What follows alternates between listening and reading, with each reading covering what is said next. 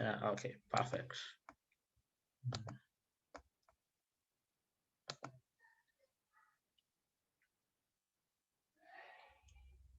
So I mean, I believe most of you we've been engaging through the first phase, so definitely not need much of me to iterate what we do. But as you know, our biggest focus is on two things: personalized learning through adaptive and interactive e-learning platforms, and STEAM education to keep students with relevant 21st century skills.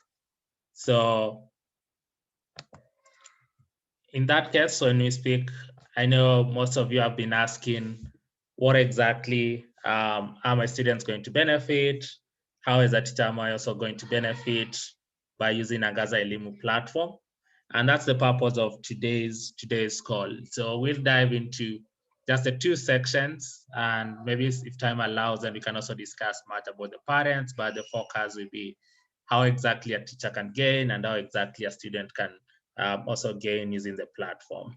And thank you so much for the great work that we've been building.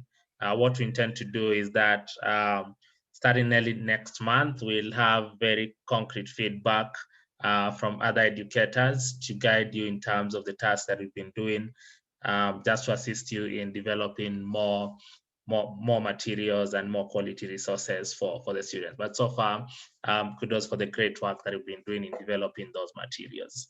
So for us, it's just to see how best can those materials benefit the students, because those materials that you're developing are purely meant for the students and also for you as a teacher to advance your teaching, either in the classroom or remotely. When the schools are closed, or when, I mean, from what we've been experiencing from the schools being closed. So just from the iteration from what you see from my screen is that we're looking into terms of students learning from anywhere, anytime, as long as they have an access to the device that has access to the internet. Students learning at their own pace, them having access to quality digital content that you're providing. And then on the end of the teacher, then we're looking into supporting you to help discover what are the specific student needs and how can you customize your instruction. Um, and so when we discussed about, or what we took you through the first training sessions across different pillars, right from lesson planning, content development, assessments development, and then into phase two, where we asked you or we gave you a roadmap to choose the favorite subject and a favorite class that you would want to develop specific materials into. And so for that purpose, what we just looking to consolidate, the reason why we asked you into that is to look into these three major steps of, and not actually about remote teaching, but any teaching that you want to do on a digital platform. So and we just specifically focus on the three items: you planning your lesson, you as a teacher delivering the lesson, and then checking for understanding from these students. And that's why we asked you to choose a subject and a grade. And from that, then we just randomly selected from what the curriculum says, different topics and subtopics. And then we gave tasks for 2 weeks. Initially, this was to go for 8 weeks, but depending on the feedback that we were given, we decided first to have an iteration or just an emphasis training to remind you into why this is quite important into the work that you're doing um, in and out of the classroom.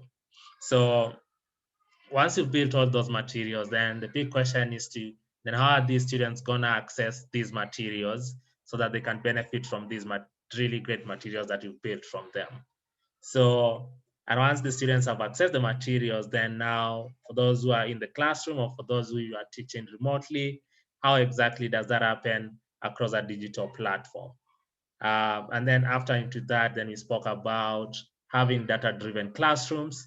What we're stepping in is to provide with you with very actionable insights once the students interact with these resources, so that once they take the assessments and you're able to identify which is the specific learning path for every student, which are the gaps that these students are missing, and how as a teacher can you improve your instruction, or can you better fill in these gaps for the students from the assessments that they are taking, and also how they're interacting with the resources that you've built. So And typically, when we look into terms of what exactly is the role of the student, so that's, I think, what we just discussed much, and this probably never came out clearly, is about the flipped classroom model. And here's where we're asking you in terms of three phases. So once you're done with the developing the resources that we gave you, especially the content and the assessments, because those are ones which been accessed by the students, as I'll show you in a few moments.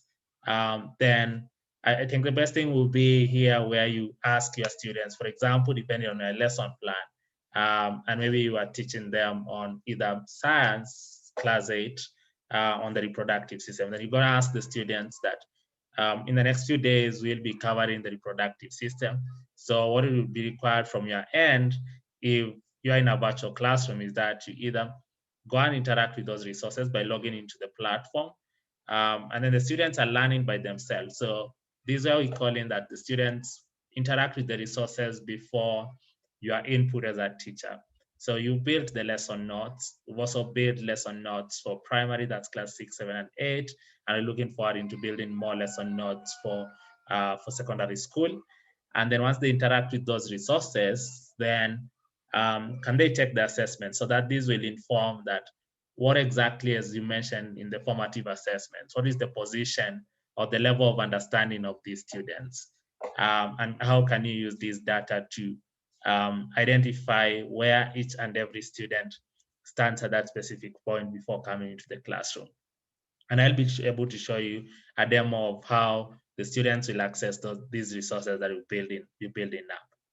Then when they come into the classroom, I think this again now is quite clear, because you've been doing much of it, in terms of the interaction between you and your students in the classroom.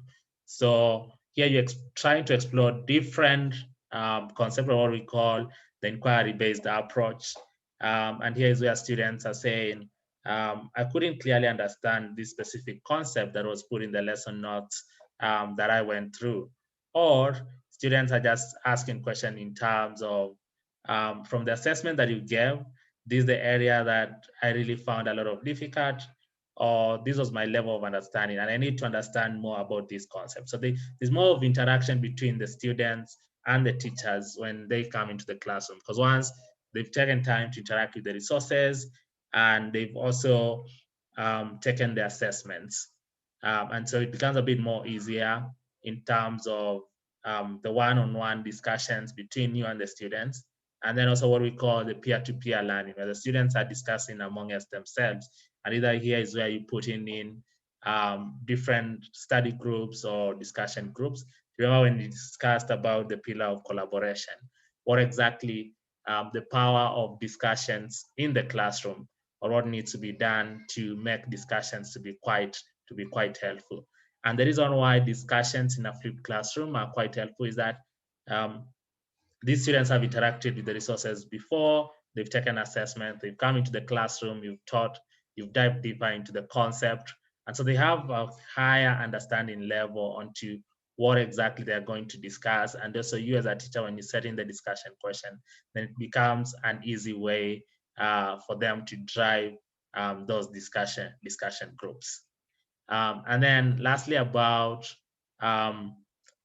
after the class, then here's where you're looking into terms of communicating or giving us feedback to the students depending on the summative assessments, or giving extra assignments. And so we're looking into just, I think we discussed this in the first training Bloom's taxonomy came out as a very clear principle that, of course, it's gonna help us into how we're doing this for the students.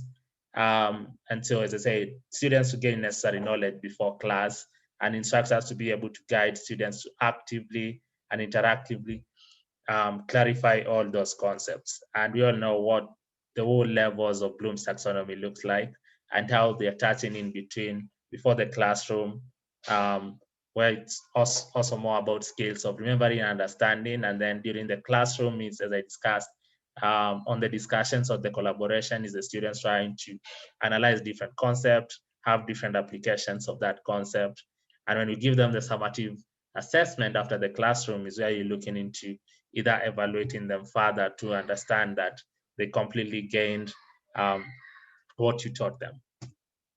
And so as I just discussed, so for us to be able to clearly define a personalized learning path for students, as I mentioned, this is done automatically by the system. We got to have the students to interact with these resources, and we got to understand why exactly is a student scoring a specific item right, and why is it that they're scoring it wrongly, and is it because of their mastery level? So once these students interact with these resources or they take these assessments, then the system is able to categorize or do what we call the clustering segmentation. So it's able to look at different specific questions depending on the different skills, and it's able to classify or categorize the student and say, from the assessment that you gave, if it was clearly skill-based, depending on the Bloom's taxonomy, then different students were able to score highly on application questions. Less of the class was able to score well in either knowledge questions. And from that, then the system is able to classify these students into different paths.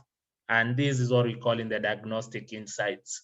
And from that, once the system automatically matches the students with the different skill level, then with that, then as a teacher, you're able to be presented with these actionable insights. So as I mentioned, starting from January, what we'll be sending or supporting you, which comes in my next slide, is about the data-driven classrooms and the different personalized learning path for the students after the interaction with the resources that you built into that platform.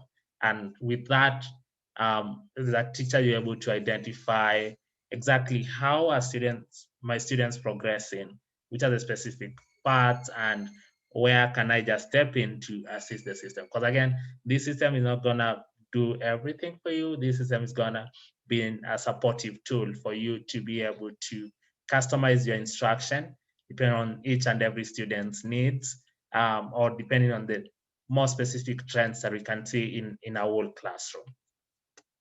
And so with that, what we'll be sharing starting from next month is what we call different progress analytics. So one, this where after every student takes an assessment, then the team on our side is gonna send you different specific actionable insights. This could be, for example, if they are doing on science, on the reproduction system, then this will analyze starting from a class, that specific class, where every student stands, and give maybe recommendations on what you probably need to do to assist students to move further or to get to really agree with the word acceptable mastery level. But these mastery levels, I mean, we're not going to set the mastery levels for you, but it will be discussions on what do you believe is an acceptable mastery level. I mean, these are what we're looking into. The grades that you give when you say a student scores above 90%, then have they achieved the right mastery levels? If a student is doing averagely from the score, what that looks like. So we'll be providing that quite data. I mean, this data that will be sent, or these actionable insights will be sent quite frequently, and these will also appear on your portal. And with that, good use of that data is how exactly is that going to help you as a teacher in making decisions? As I say, the most critical thing is how can you respond to problems, students' problems more effectively? How can you iterate your teaching or instruction methods? And how can you help students or fast track the process that students achieve their different mastery levels? So that's definitely what we're looking into. But to make this quite more clearly, I just want to show you how exactly, sorry for that, how exactly the students are benefiting from the platform. So you as a teacher, what you've actually been doing is building different resources across different subjects, across different grades. And the big question is, how are the students going to learn from these resources? So I'll just quickly do a demo. I know we promised to share different resources, or what we're gonna do after this call is just send you specific what we call platform navigation for the students, so that this could be shared for the students to understand how either to navigate the system for those who have registered the students on the platform. So just give you an account or a walkthrough across for the student platform. And then we can have our discussions around that.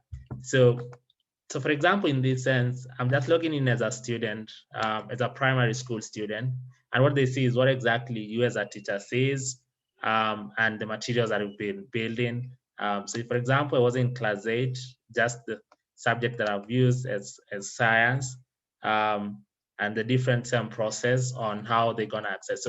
So for me to quite start from the very basic is once they log in into the platform, is for them to check out into what we call, logs in them into what we call the Learn dashboard. As for you teachers, it takes you to the teachers dashboard, but the students is just taking them to the Learn dashboard. And so from there, if they're in primary and also if they're in high school, they are seeing the different subjects depending on the curriculum. So for example, I used the one that I was using, science, class 8, the different topics and subtopics. And so here is where I've told you, and then they can gonna select the different subtopic.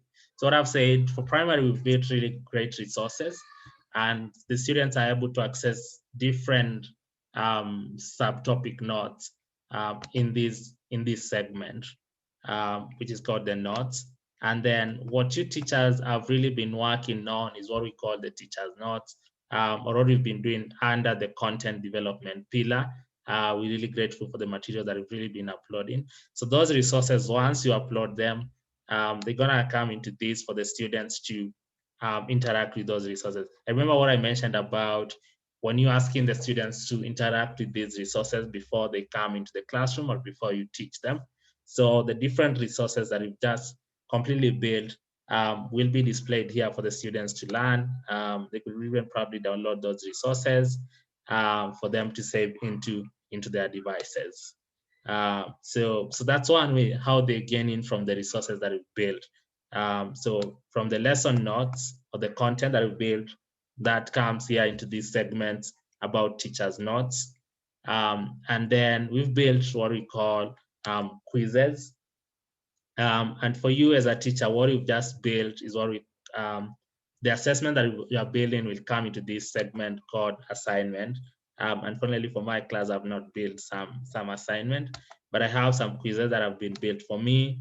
As we told you that these assignment or questions are all graded automatically.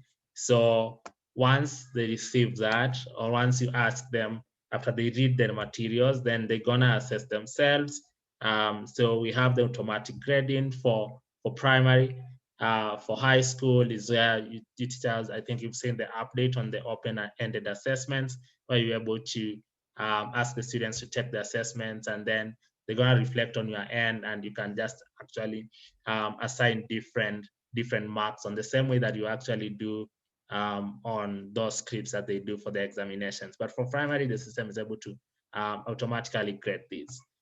So this is built in terms of not for the students to understand that they're gonna take all these questions to see what their score is, but the system is assisting them to understand what was the reasoning behind what was I being tested in that specific question. So once probably they select a specific answer, like this was defined reproduction, then I probably selected choice A, then they're gonna select check my answer, and this gives them a definition of what each and every choice was, and here there's like a conclusion on what exactly is reproduction, and then the students can understand why choice A wasn't the correct answer, but choice B was the correct answer. And all through, they keep gonna take these questions until they get into the last point, and they're gonna understand. They're gonna receive their final score. So the materials that we've built have shown you how they're accessing the lesson notes or the content that we've built, and the resources that we've also built as notes. Then I've shown you how they can access the quizzes that we've built and the assessments that you've also built. And so So those are the two major things that we're looking into, how best that these students can remotely access the resources that that you've built from your end. And then the big question is, once they interact with these resources, then how is it gonna be helpful into you as a teacher? So currently, what as I've just mentioned for the platform is for you, the teacher, to look into the progress analytics. Uh, but what I'm showing you is just a nutshell or a baseline of what this progress analytics will look like. But starting from next year, you'll have a more deeper actionable insights. We'll not just be giving you data. So for example, what I'm giving you right now, for example, I could just check like the students in my class, what exactly they've been doing in different assessments, either on quizzes or assignments. So for example, I could check with a quiz. So here, typically what I'll do is that I could just come in here and do a specific class. So I could just select class 8, science, topic, and then I select the subtopic. And then we'll have high-level analytics. I mean, this is just more of data, but what we're gonna provide starting from next year is what we call it the actionable insights. So for example, here, if you were to see here I have, like, for example, one student. I mean, I could just see the last time they logged in, and then I could click their view analytics. And from there, I could see what their score was, what total time they took, to undertake that specific quiz. And I mean, you could see, like, if it's 10 questions and the students only managed to do 1 minute, then I mean, either the students are just guessing over the questions, because I mean, it's not relatable that a student's able to answer 10 questions in quite a short span of time. And there you're able to see what exactly was the student answer, what the correct answer was, and what the logic was. So, for example, here, defined production. Yes, that student got that question because that was the correct answer. But if you look into, like, question 3, the student answer was wrong, but the correct answer is oviduct. And then from this data, what we'll be able to pull from you is able to look into, you have, for example, a class of 40 students. Then they've taken all these quizzes. Then how we're doing the clustering is looking into, for each specific question, can we do an analysis and understand that how many were able to get that right, or what was the trend across that specific assessment.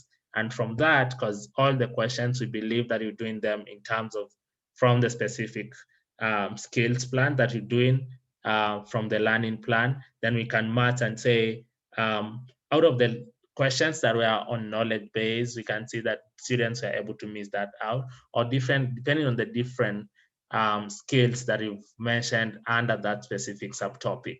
Then we can try and identify which are the specific either gray areas that the massive class is struggling with, or even the whole, each and every student. And with that data, then you're able to identify what exactly, or how can I step in to start assisting these students.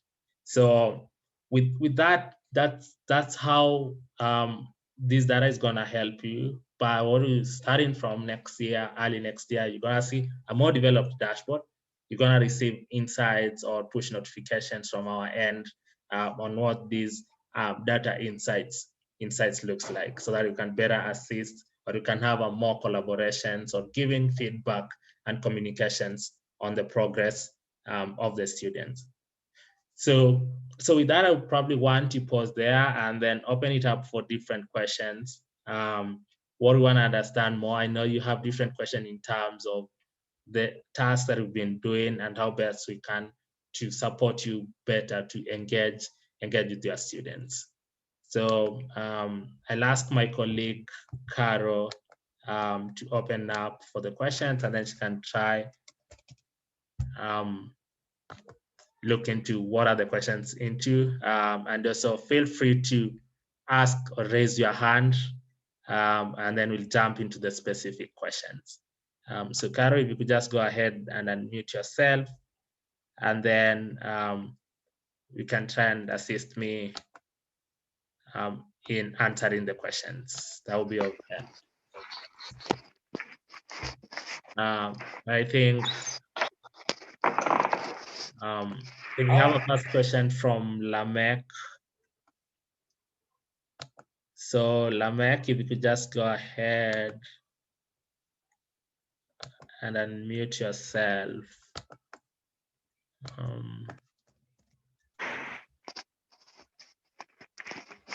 Lamek, I'm not able to see your audio, so if you could just go ahead and unmute yourself. Okay, we have a concern from. Yes, Caro.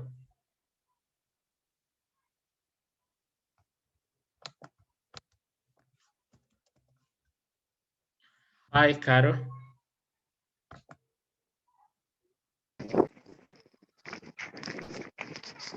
Yes, hello. Yes, Caro, I can hear you right now. Yeah, we have a question from Teacher Fwaga who would like to know how to get data analytics software or tools. How to get the data analytics of? Software. Sorry, come up again, Caro. We from the chat section, Teacher Fwaga posted a question on how to get the data analytics tools or software. The data analytics tool for software. Yeah. Does it mean exactly about getting that data from how the students are progressing? Yeah, I think so. I think he's trying to mean how students are progressing. Yeah, so what we'll be providing, as I mentioned, is in terms of one, also you'll be able to identify how the students are also interacting with the resources. We could probably share insights, as what I mentioned starting from next year, is insight in terms of the students' progress on the platform. So you could probably follow up and see which students are logging in at which specific time. So it's a more of like a management tool to understand when the teacher or when the students logged in, what exactly they were doing, what they were able to achieve. But the most critical data or insights that will be availed is in terms of how the students are progressing, in terms of them taking the assessments. So, and you're looking into from the different skills that you used in setting up your assessments, how exactly was that performance for each and every student in the class. And then to make it easier, then we do what we call in clustering. As I just described, you're looking into a class of 40 students, then we can have, there are those very different trends that we're gonna have, like in terms of questions on applications were not well scored. And then this is what to probably give recommendation into. Either you need to give more materials on application or teach that concept better in aligning with the application end. So the insights, we try and as much as possible to make them quite easily understandable and quite short and quite actionable, so that once you use these insights, then they are more better than giving you insight in terms of just giving you this analytics of you have 20 students and each student either got 90%, others got 40. So there's more recommendation into out of the 20 students, then you need to focus more on the application side, or you need to focus on this specific skill, or either you need to customize your instruction to fit a specific area. So that's what exactly we're looking into giving the insights. But for us to get those insights, as I've mentioned, then the students have to interact with the platform, or the students have to take these assessments. I do hope that answers the question. Yeah, and we also have a question from a teacher called Mwema. Yes. And he wants to know if the learner analysis can group the students according to the number of questions they have failed. That is in case you're trying to you're trying to view it in terms of content delivery. Yes, exactly. So that's what I'm mentioning about the clustering bit. Um, so so that would be identified into segmenting into that, right from, and then again, so looking into terms of how the students also interacted with the lesson notes, and we can try drive insights from that. But the whole clustering will be a major deep dive, um, for you to be able to understand your delivery, of the lesson materials. And there is also this question that keeps popping up where teachers are asking, like, they do content the development of a total of maybe 100 MBs or 94, but the system can only take 10 MBs. So how do they compress this information to fit 10 MBs? Um, yeah, great question. So, currently at the moment, the system doesn't have a limit, in terms of the MB, but then I would just request to see, um, I think that comes from Calvin Swagger. If you could just send me a screenshot of the error that you get in, from when the system restricts you from doing that. But we've opened up to see that the system can accommodate as many resources sizes, as possible. But I would appreciate if Calvin, you could just, send me a screenshot, or once you try upload the resources and it gives you an error, so that I can understand the error and then I can forward that to the technical team for further assistance. Yeah, and also there is this concern about being a meeting point where teachers are requesting Angaza Elimu to be a meeting point between the teachers and students in terms of like we have teacher Protas who is saying my students cannot afford to be online and I can get other learners willing to pay for the services as we teach. So he's requesting if you can be a meeting point between the teachers and the learners. Yeah. So definitely that's something workable. As so just send that list to the team or to Caro, and then that could be organized in setting up the list of those students, and then we can organize exactly how that meeting point will look like. So so definitely just, yeah, I think that came from Protas. Just, we can give you a call to discuss more about that. Okay, and for the teachers who still have a problem logging into the Angaza Elimu platforms, Yeah, sure. So I think, we could just do a reset of their details. So that could just be noted down, and then we'll have a reset of their account, because I feel that was just a minimal error, for those who are not able to access. So we'll just do a reset. So, kindly note that down, and then we can do the reset. oh, okay. And then this issue of data bundles. Do you mean in terms of like providing data to the teachers? Yeah, I have a concern here from a teacher called Matthew Kipkogei, who says he's in need of bundles. I think in terms of working with the students because it is an online platform. Yeah, so as I mentioned, so for the student side, the mobile application is up and running.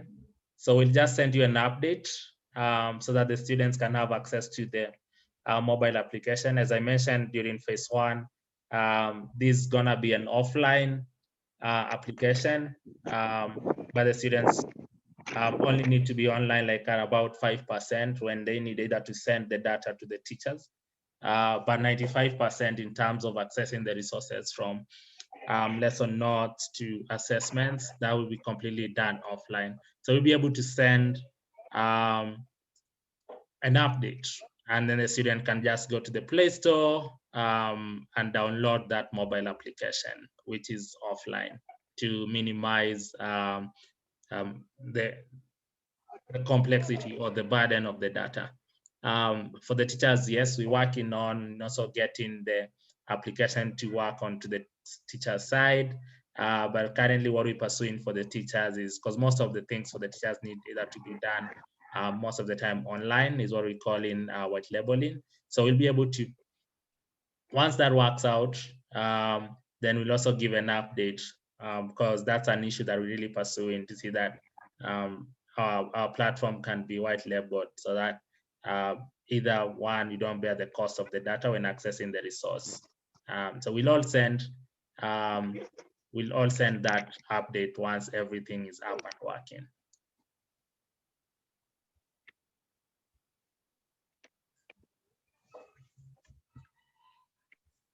Yeah, from my side, I think the questions are over. So if any teacher who still has a burning concern, you can please raise your hand or just chat on the chat box.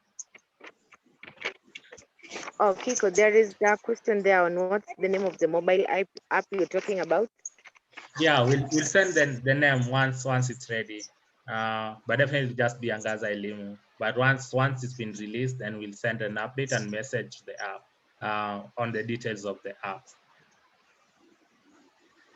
So just be of the watch out on to receive a message from us on the names of the app and resources more about the app once it's ready.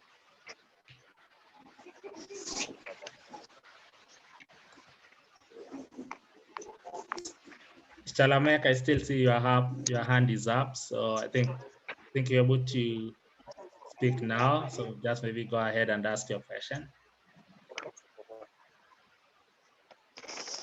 Okay, I'm Lamek from and really the first time, and I've